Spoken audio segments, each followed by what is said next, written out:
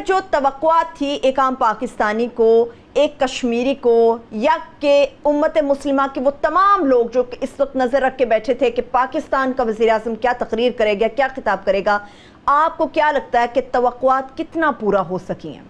फिर ये कि उन्होंने तकरीर तो पिछले साल भी बहुत अच्छी की और इस साल भी बहुत ही अच्छी की। मैं दोहराता हूँ कि किसी दूसरे वज़ीर आज़म से इसकी तवक्को नहीं हो सकती थी, मगर भरपूर सफारती मुहिम उन्होंने नहीं चलाई पूरा साल, और अभी भी इसकी तरफ उन्होंने कोई इशारा नहीं किया। ठीक है, अमजद शुएब सर, मैं आपकी तरफ अमजद शुएब साहब आऊँगी। ये अभी आपने हारून साहब की गुफ्तगू सुनी है।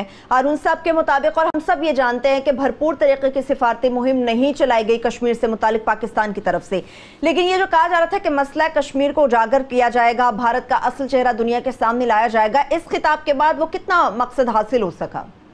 देखिए, बात यह है कि जहां तक तकरीर का ताल्लुक है, तकरीर पिछले साल भी अच्छी थी, इस दफा भी तकरीर जामे थी, अच्छी थी, लेकिन वही एक तो जो हारून साहब बात कर रहे हैं कि तकरीरें ये एक सालाना रस्म बन जाती है अगर आप इसका फॉलो अप एक्शन ना करें, अगर आप इसका बाद में एक कैंपेन के तौर पे उन्हीं नुकात के ऊपर अपनी सफारतकारी ना करें जो आपने तकरीर में उठाए हैं, तो फिर ये एक बेकार सी चीज बन जाती है। ये बिल्कुल आपकी एक रस्मी हो जाती है चीज कि आपने एक सालाना रस्म अदा कर दी।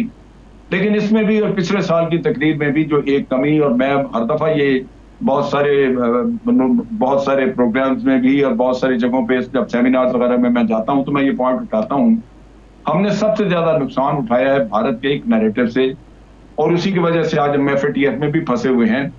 वो है जो भारत आपके ऊपर दहशतगर्दी का इल्जाम लगाता है। अभी चंद दिन पहले अमेरिकन के साथ मिलकर उन्होंने एक जॉइंट कम्युनिके इशू किया, और उसमें उन्होंने फिर कहा कि पाकिस्तान को भारत में दहशतगर्दी नहीं करानी चाहिए और पाकिस्तान को उन लोगों को सजा देनी चाहिए जो लोग इसमें मुलव्वस थे। अब वो फिर बॉम्बे का किस्सा और पठानकोट वाला वो दोबारा खोल के उसके ऊपर वो तकारीर करवाने लगे हैं।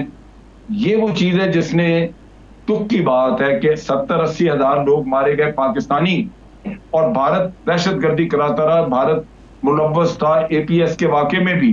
कलभूषण आपके पास है, उसने मनी ट्रेल भी आपको दी है, वो सर्विंग ऑफिसर है, और आप लोगों को कभी तौफीक नहीं हुई कि आप अपने मुंह अपने माथे से ये कलंक धो लें कि जनाब हम दहशतगर्दी है, दहशतगर्द तो भारत है। हमें ये भी नहीं तौफीक हुई कि हम उस मनी ट्रेल को लेके तो एफएटीएफ में चले जाते भारत के खिलाफ, और वहां कहते कि जनाब हमारे पास तो सबूत हैं स्टेट स्पॉन्सर्ड टेररिज्म के भी, और ये है मनी ट्रेल।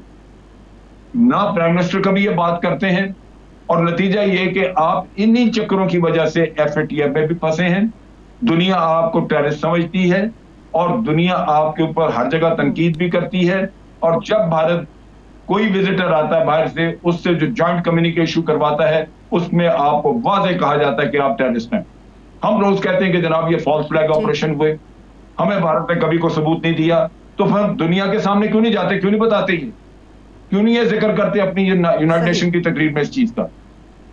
ये वो चीज है जिसने पाकिस्तान को बहुत हद तक डैमेज किया है, बहुत हद तक डैमेज किया है, लेकिन यहाँ किसी को कोई तौफीक नहीं हुई कि ये भारत का असल चेहरा, जो रोज कहते हैं कि हम उसका भारत का असल चेहरा बेनकाब करेंगे, असल चेहरा ये है कि भारत एक टेररिस्ट मुल्क है, लेकिन यहाँ किसी ने ये काम नहीं किया। ठीक है, ठीक है। अच्छा भट्टी साहब, अमजद शुएब साहब जो बातें कर रहे हैं, हारून साहब ने जो बात की है, हम दुनिया की बात करते हैं कि भी दुनिया के सामने हम अपनी कामयाबियों को रखते हैं। करप्शन की वज़ीर आज़म पाकिस्तान इमरान खान साहब बात करते हैं, मनी लॉन्ड्रिंग के हवाले से इमरान खान साहब बात करते हैं, अमजद शुएब साहब ने अभी एफएटीएफ से मुताल्लिक़ बात की है।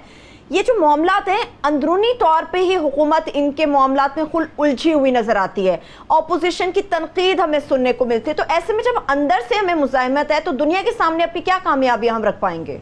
देखिए जी, पहली बात तो ये है कि बहुत अच्छी तकरीर थी, पहली मरतबा भी अच्छी तकरीर थी, इस मरतबा भी अच्छी तकरीर थी। भारत को उन्होंने आरएसएस, नाज़ीज़म और हिटलर और वो जो स्टेट स्पॉन्सर्ड दहशतगर्दी, मुस्लिम कत्लेआम और 20 लाख मुसलमानों की शरीयत के हवाले से, तौहीन रिसालत, तौहीन मज़हब के हवाले से, माहौलियाती तब्दीली के हवाले से, मकबूजा कश्मीर के हवाले से, फ़लस्तीन अफ़गानिस्तान के हवाले से अच्छी तकरीर थी, यानी फ़ोकस तकरीर थी। और आप सारे मुस्लिम उम्मा के रहनुमाओं के, खैर मुस्लिम उम्मा नहीं, मुस्लिम अम्मा, बेवा अम्मा, सारे सब के आप उनके सुन लीजिएगा बाद में और देख लीजिएगा अगर ये इतने इस तरह किसी ने टू द पॉइंट और फोकस्ड बात की हो।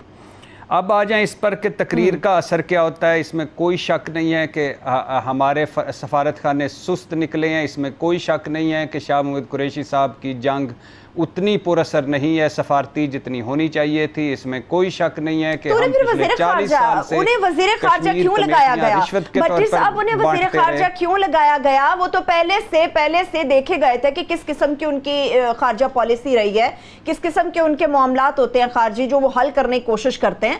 اگر وہ اتنے ہی ناکام تھے, عمران خان صاحب تو ایک موٹیو لے کر آئے تھے نئے پاکستان میں, تو پھر قریشی صاحب کو کیوں وزیر خارجہ چنا گیا؟ دیکھیں جی, اس کیوں پہ آئیں تو عثمان بزدار پہ بھی کرتے ہیں کہ کیوں لگایا گیا, محمود خان پہ بات کر لیتے ہیں کہ کیوں لگایا گیا, فردوس عاشق اعوان پہ بات کر لیتے ہیں کہ کیوں لگائی گئیں. قریشی صاحب نے کشمیر کا معاملہ اس طرح سے نہیں اٹھایا جس طرح سے اٹھایا جا سکتا تھا.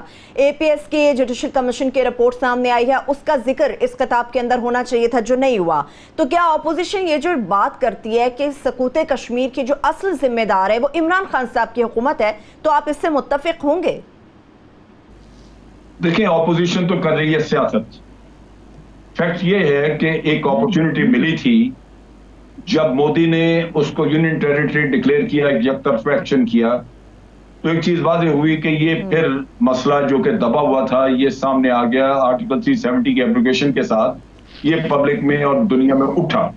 یہ ہمارے لیے ایک اپورچونٹی تھی, اور اس میں اتنا غیر قانونی کام, اس کی جو یونین ٹیریٹریز وغیرہ اس نے بنائی وہ بھی ایک غیر قانونی, کیونکہ آپ کے پاس انٹرنیشنل اقوام متحدہ کی قراردادیں موجود ہیں, پھر وہاں پہ جو ظلم و بربریت ہو رہی ہے, یہ ساری چیزیں دنیا کو رٹانی پڑتی ہیں, آپ کو بار بار دہرانی پڑتی ہیں, اس کو ہر جگہ جا جا کے اس کا ڈھول پیٹنا پڑتا ہے. انڈیا بھی سفارتکاری کر رہا ہے, آپ بھی کریں گے تو آپ کا ایک مقابلہ ہے ان کے ساتھ. آپ نے ان سے بہتر کرنی ہے سفارتکاری. اگر وہ 24 گھنٹے کام کرتے ہیں تو آپ کو 36 گھنٹے کام کرنا پڑے گا, کیونکہ اس کا ایک کلاؤٹ ہے دنیا میں, اس کا ایک امپیکٹ ہے آلریڈی. تو آپ جب کریں گے کچھ نہیں, تقریر کر کے گھر آ کے بیٹھ جائیں گے, تو پھر آپ کا کون سنے گا؟ آپ کے ساتھ کوئی نہیں. میں جو ٹیررزم کی بات کر رہا تھا, یہ میں اتنا مجھے دکھ ہوتا ہے کہ یہ کسی کو اس چیز کا احساس نہیں ہے, اتنا ڈیمیج کر رہی ہے ہمیں چیز. آپ دیکھیے کہ جب ہمارے اسٹاک ایکسچینج کراچی پہ اٹیک ہوا, پرائم منسٹر نے اس وقت کہہ دیا کہ جناب بھارت نے کیا ہے. اس قصے کو, اس کا ڈھول پیٹتے رہنا چاہیے تھا تاکہ امریکنز اور سارے ان کے کانوں میں یہ چیز بچتی. آرمی پبلک اسکول کا قصہ روز اٹھانا چاہیے. آپ نے یونائٹڈ نیشن کو 4 لوگوں کے نام بھیجے بھارتیوں کے کہ جی ان کو ٹیررسٹ ڈکلیئر کریں. وہاں امریکہ چونکہ ان کی مرضی نہیں تھی وہ ٹیررسٹ ڈکلیئر نہیں ہوئے, لیکن آپ نے اس کی تفصیل دی ہوئی تھی, اور تفصیل یہ تھی کہ جناب یہ لوگ اے پی ایس کے 2 میں سے اے پی ایس کے اس میں واقع میں ملوث تھے. بھارت کو جیسے پتا چلا کہ ان کا کور بریک ہو گیا تو بھارت نے ان کو اٹھا کے واپس افغانستان سے اٹھا کے ان کو واپس لے گیا انڈیا میں. لیکن اگر اقوام متحدہ نے نہیں مانا تو آپ کو کون روکتا کہ آپ دنیا میں جا کے اس کا ڈھول نہ پیٹیں, امریکہ کہ بھی شرمندہ کریں کہ یہ دیکھیں اس طرح کا ان کا ڈبل سٹینڈرڈ ہے. آپ بولتے ہی نہیں.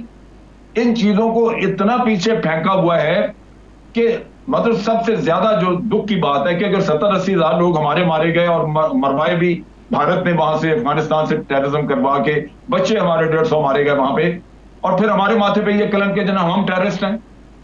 اس سے بڑی اور گالی کیا ہو سکتی ہے آپ کو؟ ٹھیک ہے. اچھا بھٹی صاحب جہاں سے آپ سے ہمارا تعلق ٹوٹا تھا وہیں سے آگے بات کو بڑھائیں گے. جی میں اچھا دیکھیے, ایک تو جو بات کی محترم ہارون رشید صاحب نے, جنرل امجد شعیب صاحب نے, ان کے ساتھ ایگری کرتے ہوئے آگے بڑھتے ہوئے اپنی اوقات دیکھیں, اپنی حیثیت دیکھیں. آپ ہیں کیا؟ بھوکے ننگے, قرضوں میں جکڑے ہوئے. آپ کے ساتھ کتنے لوگ ہیں؟ 2 سال آپ سقوط کشمیر آپ نے لفظ ایک استعمال کر لیا, عمران خان اس کے اپوزیشن کہتی ذمہ دار ہے, اس کا مطلب ہے سقوط ڈھاکہ کا بھی عمران خان ہی ذمہ دار ہے. یہ جو بدحالی ہوئی ہے اس کا بھی عمران خان ہی ذمہ دار ہے. الفاظ سے میرے ذاتی نہیں ہے, اپوزیشن کی بات کر رہا ہوں, میں اپوزیشن کی بات کر رہا ہوں, آپ کی نہیں کر رہا. یہ جتنی دہشت گردی یہ بھی عمران خان. دیکھیے خدا کے لیے حقیقت کیا ہے, یہ اقوام متحدہ یرغمال ہے چند بڑی طاقتوں کے پاس, ایلیٹ کلب ہے, کچھ نہیں کرے گا. بدقسمتی سے مسلم دنیا میں مسلمانوں کا خون سب سے سستا ہے. بدقسمتی سے مسلم امہ بیوہ امہ ہے. مودی کو آپ کے سارے جو اسلام کے ٹھیکیدار ہیں وہ اعلیٰ سویلین ایوارڈ دے چکے ہیں.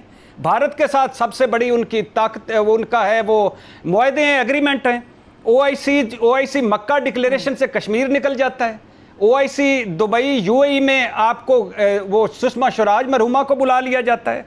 अगर ईसाई होते कश्मीर मकबूजा वादी में तो आज सूरत हाल मुख्तलिफ होती। ये मफादात की दुनिया है बदकिस्मती से। आज मुस्लिम दुनिया नो ट्रेड विद भारत कर दे, सारे भारतीयों को कह के हम निकाल रहे हैं, कश्मीर में जुल्म होना बंद हो जाएंगे। आज पांचों बड़ी ताकतें बैठ जाएं फ़लस्तीन इसराइल पर तो सारा हो जाए। आपका हाल क्या है? कभी UAE तस्लीम कर रहा है इसराइल को, कभी फलाना तस्लीम कर रहा है। आप क्या हैं? आप कभी किसी से कहते हैं मेरे बैंक में पैसे रखवा दें, कभी किसी से कहते हैं कि हमारे बंदे ले जाएं, कभी किसी से कहते हैं कि कुछ कर जाएं।